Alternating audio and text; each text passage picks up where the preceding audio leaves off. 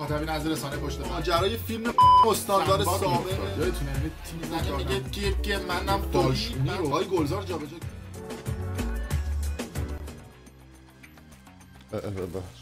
درود به مخاطبین عزیز، بنده امین فردین خوشحالم که به همراه تیمم بار دیگه با یک برنامه پشت پرده دیگه با شما هستیم.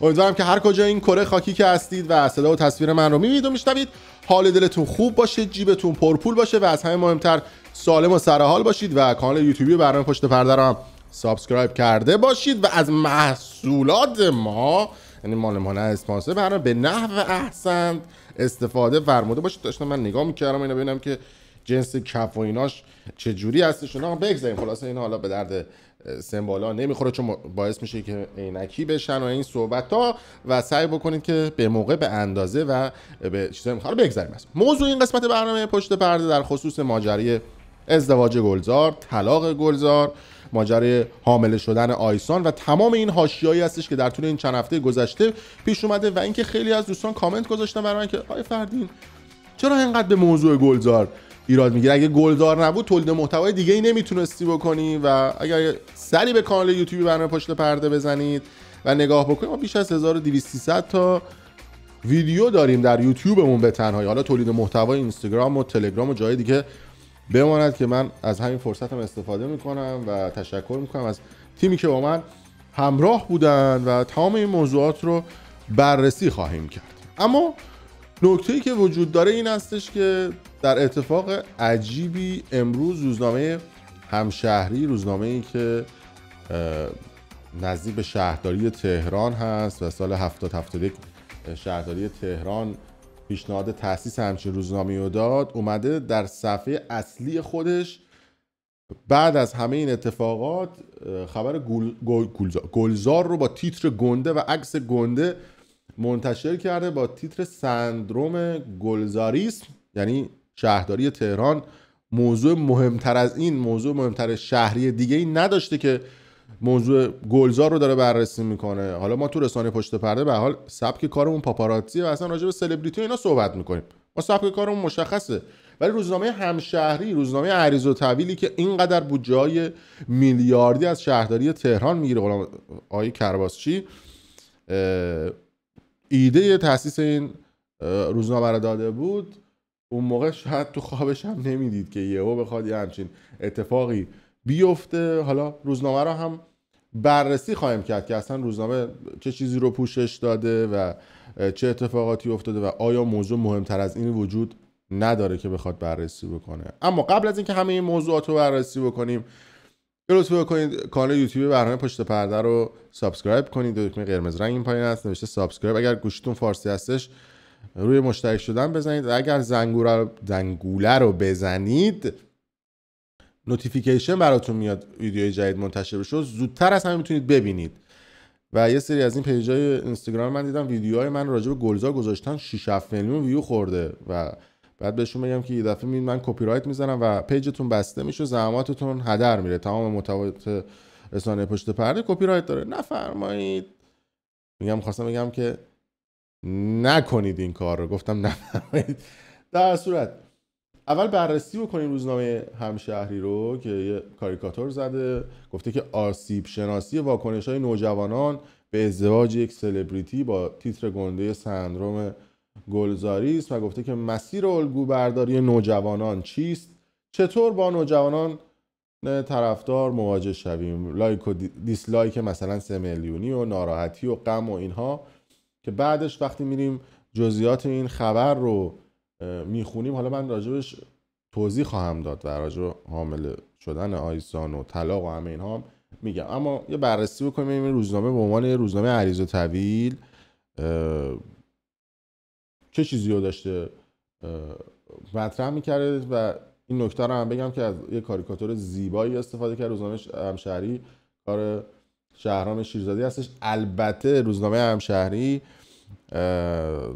قبلا هم شیطنت کرده بود و سرقت ادبی انجام داد و بسیاری از کاریکاتورها رو میدزده و بدون اینکه از منبعش اجازه بگیره این کاریکاتورها رو استفاده میکنه. در طول این چند روز گذشتم یک کاریکاتور از علی کریمی منتشر کرده بود که بدون اجازه از خالق اون اثر بوده. اما اومده بررسی کرده، با چند تا از جامعه شناسا صحبت کرده، گفته که گلزاری که متولد 56 نمیدونم از سال 79 آغاز کرده فعالیتش و یه دونه رزومه از گلزار گفته و با 3 تا از کارشناس‌ها صحبت کرده. خانم سماحه رضایی روانشناس حوزه کودک، حسین حق‌پناه کارشناس رسانه و آقای کمیل حسینی جامعه شناس و گفته که مسیر نادرست و الگو برداری بوده و خیلی از جوان‌ها فکر میکنن که میتونن به راحتی مثلا اون سلبریتی رو به دست بیارن که باشون ازدواج بکنه. بعد گفته که نوجوانان رو آگاه باید بکنیم و اینستاگرام رو بهش گفته که بدترین رسانه هستش. یه حمله ریز به اینستاگرام کرده به خاطر اینکه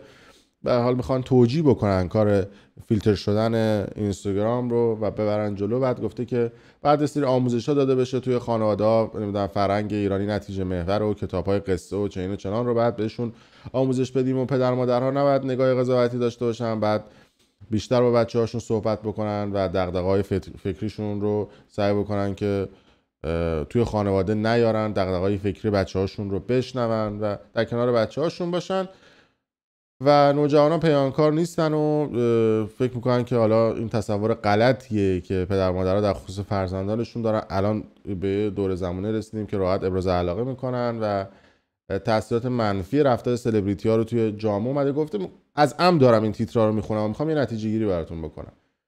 بعد گفته که اسطوره افسانه‌ای نسازیم و تلاش برای تقویت سواد رسانه‌ای و از این صحبت ها. بعد گفته که از پهلوان ایرانی تا سلبریتی ها مقایسه کرده، مثلا از سلبریتی ها رو با اصطلاحاً کسی که پهلوان بودن یا سلبریتی های قدیمی بودن به معنای واقعی رو مقایسه کرده با گلزار. لب مطلب این بوده که گلزار اخ جیز نمیدونم فلان و بیسان و بهمان و نیومده بگی که آقا ما تو قم این همه بودجه داریم میگیریم، اینقدر رسانه هامون و خبرگزاری هامون بودجه دارن میگیرن، شمایی که بخوای بیای تیتر گلزار رو بزنی صفحه اول، برو وظیفه خودت رو انجام بده. وقتی هر کسی وظیفه خودش رو انجام نده، نتیجه همین میشه که جامعه به این سمت داریم که میگن آی جوونای ما اخفال شدن. من نمیدونم فقط چرا جوونای ایران اخفال میشن، من نمیدونم چرا فقط اینستاگرام روی جوونای ایرانی تاثیر داره،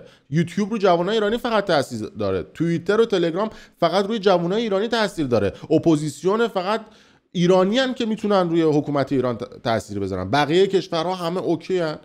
خب این نشون میده که شما از ریشه و اصلا توی مدرسه و جامعه خوب برخورد نکردید. بودجه رو کشیدید بالا، توی قم بوده، تو تهران بوده، نمیدونم بالا بوده، پایین بوده، هر کجا بوده، شما بودجه رو کشیدید بالا و از عمد این تیترا رو خوندم.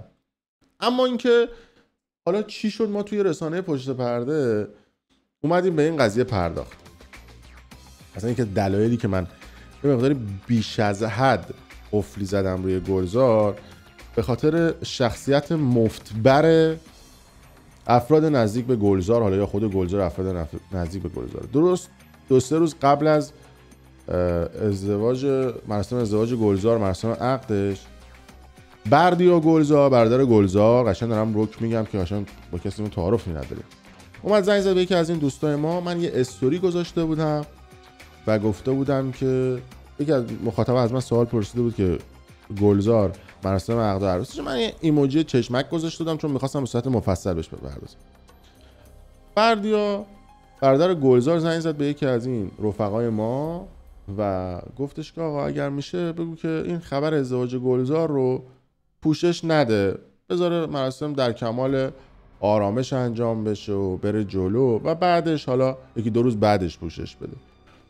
که من به این دوستم گفتم که آقا من اجازه نمیدم کسی تو کارم تعیین تکلیف بکنه. مگه اینجا ببخشید بقالیه یا شما آدم حکومتی هستید که میتونید بین اون دستور بدید که کی چه کاری انجام بده کی چه کاری انجام نده؟ در هر صورت گفتم که سعی میکنم اون چیزی که واقعیت داره منتشر بکنم. آقا یه جوری منتشرم اگه میخواد بکنه حاشیه کمتر باشه یا اینکه اصطلاحاً این قضیه رد بشه. به حال نمیدونم گلزار آدمی که رویش خاص. گفتم آقا من که مریض نیستم، حالا شما هم که سفارش من از اونجا هم که من آدم رفیق بازی ام و همه هم میدونن آدم رفیق بازی ام، این بنده خدا هم رو زده بود. گفتم که حالا من یه مقداری چربش میکنم و شلش میکنم، ولی اگر خبر گلزار توسط هر رسانه، فن پیج یا جای دیگه‌ای منتشر شد، من 8 برابر این خبر رو پوشش میدم.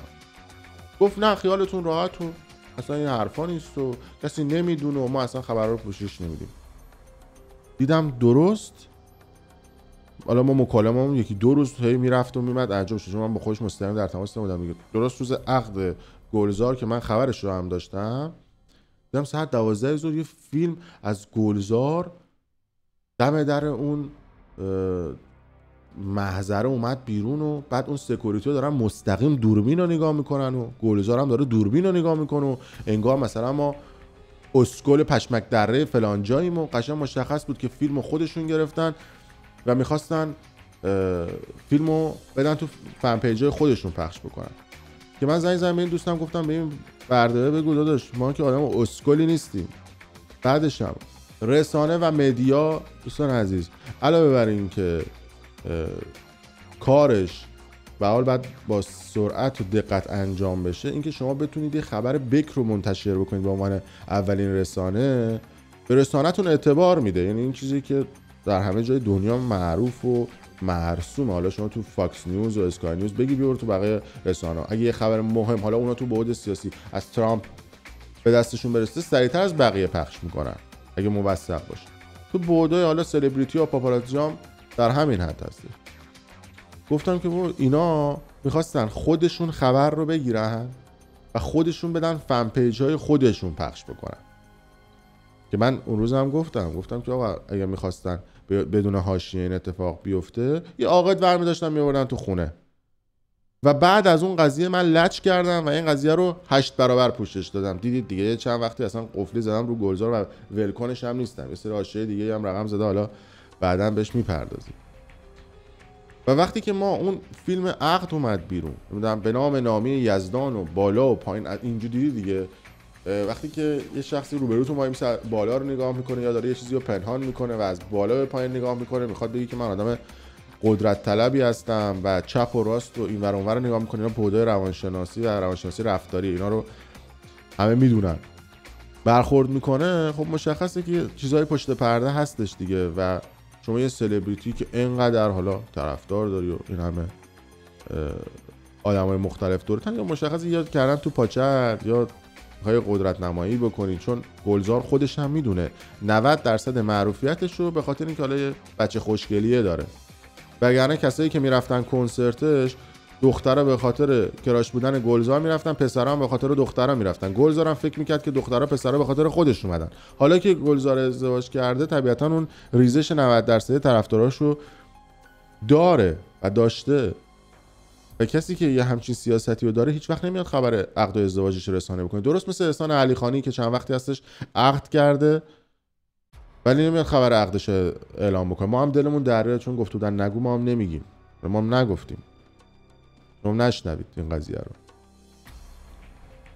داستان از این قرار بوده و بعدش هم میره تو مراسم مختلف. درست مثلا شما فرض کن 24 ساعت یا 48 ساعت از ازدواجتون بگذره، بعد حلقه ازدواج رو نندازید دستتون. چه معنی و مفهومی میتونه داشته باشه؟ خب شایبه این که شما بخوای جدا بشی هست. بعد یه عده میگفتن مگه میشه آدمی که حامل است یا حامل مثلا زنش حامل است بخواد جدا بشه؟ شما مثل اینکه تو کره مریخ عدتون زندگی میکنید. ندیدید تا حالا مثلا یه کسی زنش حامله بوده زنش رو ول کنه بره، اونم تو سطح شهرت و موقعیت رضا گلزار که این همه کیس داره و ترسی از این بابت نداره. ولی خب شما نگاه بکنید که موضوع انقدر برای مردم جذابه. حالا یه عده میگن که آقا چرا نسبت به این موضوع قفلی زدی؟ بله ما قفلی میزنیم چون موضوع واسه مردم جذابه. تیتر اول روزنامه همشهری آماری که گوگل میده توی سرچ ها نشون میده که توی زنجان و جای مختلف قبلا نشون دادم بیشترین سرچ نام گلزار داره. پس این نشون میده که هنوز این قضیه برای مردم جذابه. وقتی من ویدیوشو میذارم توی یوتیوب، یکی از پربیننده‌ترین ویدیوهای من در ماه میشه موضوع گلزار. و نکته دیگه هم که خیلی از دوستان گفتن که آقا تو میای یه سری از موضوعات رو که مثلا تو قسمت قبلی گفتی دوباره تکرار میکنی. اینا هم بگم در خصوص حالا گلزار نه کلی دارم سیاست کاری رسانه پشت پرده رو میگم. ما تو رسانه پشت پرده اگه دقت کرده باشید خیلی سوژه‌هایی که منتشر میکنیم با سرعت بالاست. یعنی با سرعت بسیار بالایی ما ادیت میکنیم و با سرعت خیلی بالایی آپلود میکنیم. یعنی یه اتفاق ممکنه نیم ساعت قبل رخ داده باشه، شما به فاصله نیم ساعت ویدیوشو ببینید. در خیلی از خبرگزاری‌ها نیم ساعت طول میکشه که خبر رو تنظیم بکنن ما زیر نیم ساعت ویدیو رو آپلود میکنیم. به هر حال من استودیو کاملی دارم و حالا به صورت حرفه‌ای هستش استودیو من. رسری ما میتونیم ویدیو رو در لحظه ادیت بکنیم، کارگردان سویچ میکنه و در لحظه هم لایو استریم میکنیم میدیم تو یوتیوب و سرعت کارمون بالاست.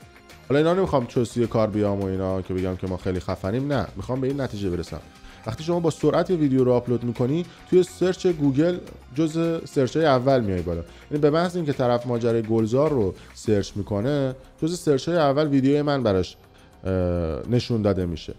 یه سری مخاطب‌ها من دارم که این مخاطبای پرپا قرصن مثل شماها که دمتونم گرم، از این قلب براتون میفرستم و اینا. یه سری مخاطبایی هستن که رهگذرن، یعنی فن برنامه نیستن و هر روز برنامه پشت پرده رو نمیبینن. اونا وقتی سرچ میکنن میان اون ویدیو رو میبینن، فقط میان اون ویدیو رو میبینن، ویدیوهای قبلی رو یا ویدیوهای قسمت‌های قبلی رو ندیدن.